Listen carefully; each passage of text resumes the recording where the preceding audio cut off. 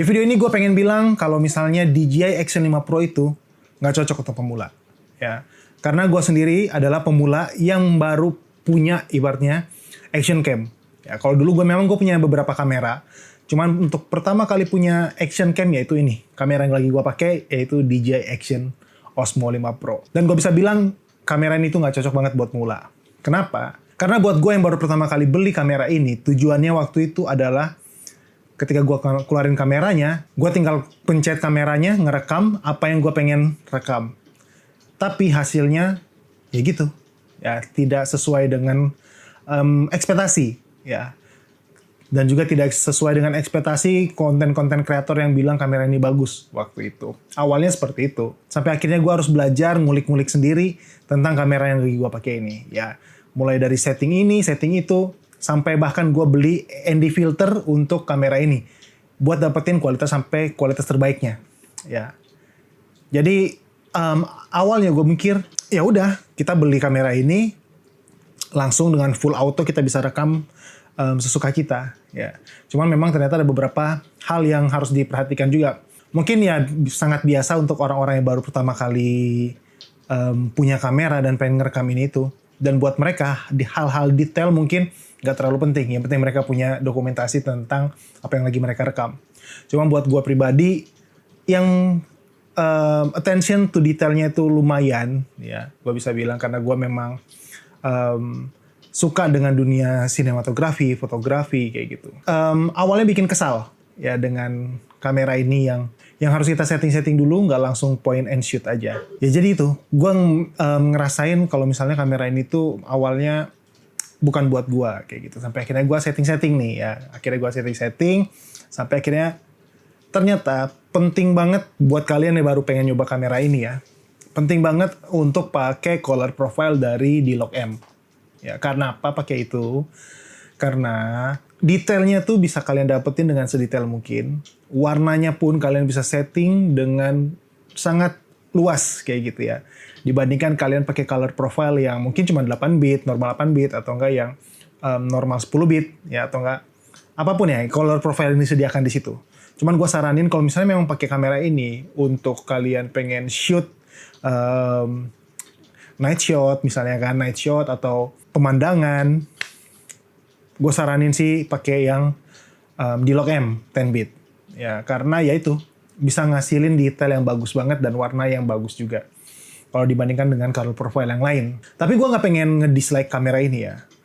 Sebenarnya memang kamera ini bagus banget karena gue udah pakai juga ya beberapa kali. Gue pakai kamera ini kurang lebih udah hampir 3-4 bulan. Dan baru hari ini, baru 3 hari terakhir gue ngulik-ngulik settingannya. Sampai gue beli ND filter dan segala macam aksesorisnya untuk mendapatkan hasil maksimal dari kamera ini. Ya udah, akhirnya ini video yang lagi gue buat ini yaitu tentang ini juga. Gue pengen ngetes apakah kamera ini memang cocok buat gue. Mungkin buat teman-teman di luar sana, buat kalian ya cocok. Tapi buat gue masih pengen cari tahu dulu apakah cocok atau enggaknya. Makanya dengan video ini gue pengen tahu nih detailnya seperti apa. Karena video ini direkam dengan D-Log-M 10 bit. Dan menjadi keresahan gue juga adalah, misalnya kita pengen dapatkan motion blur yang baik, karena kamera ini tuh nggak ada OIS, tapi AIS, ya Electronic Image Stabilizer. Bukan optical, ya, bukan langsung dari kameranya, tapi elektronik. Jadi ketika kita pengen ngambil motion blur dengan 24 frame per second, ataupun 25, terus dengan rumus 180 derajat kita kali 2, hasilnya itu jitter. Ya. Kalian bisa lihat video-video vlog gue yang sebelum ini, itu semuanya hasil gambarnya jitter. Ya, stabilizernya kayak tidak maksimal. Ya, jadi ya itulah beberapa poin yang mungkin teman-teman harus tahu juga kalau pengen beli kamera ini. Dan akhirnya gue baru tahu kalau misalnya pengen dapetin stabilizer yang bagus, shootnya di 50-60 fps kayak gitu, supaya stabilizernya bisa bekerja dengan baik. Itu mungkin itu sih. Dan ini yang gue suka dari produk DJI ya. Kalau yang tadi kita sampingkan dulu itu unek-unek gue.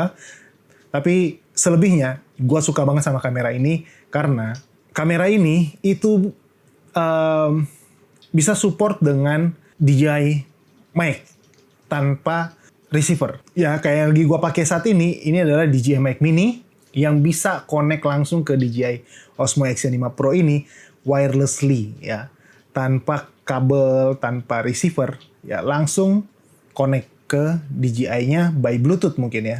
Ya, setahu gue sih by Bluetooth. Nah, jadi itu kamera ini tuh kalau misalnya gue bisa saranin untuk jadi kamera vlog buat teman-teman, cocok. Ya, gue bisa bilang cocok, tapi ya dengan poin-poin yang tadi gue bilang. Kalau misalnya kalian pengen shoot pakai kamera ini yang paling 50 atau 60 fps, kalau di bawah itu kalian bisa dapat jitter. Kamera kalian itu nanti video kalian ada jitter-jitternya lah, ya.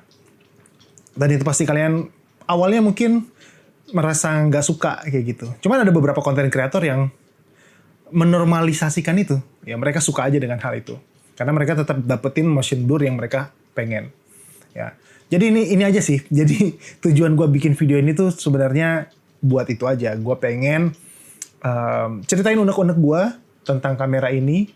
Dan kalau misalnya kalian punya pemikiran lain, bisa langsung komen di kolom komentar, kita diskusi di bawah. Mungkin memang ada beberapa hal yang gue nggak tahu, kalian bisa ngasih tahu, ya. Terus juga jangan lupa like, comment, subscribe. Kalau misalnya channel ini nanti ada insight-insight atau hal-hal baru yang bisa kalian dapat dari sini.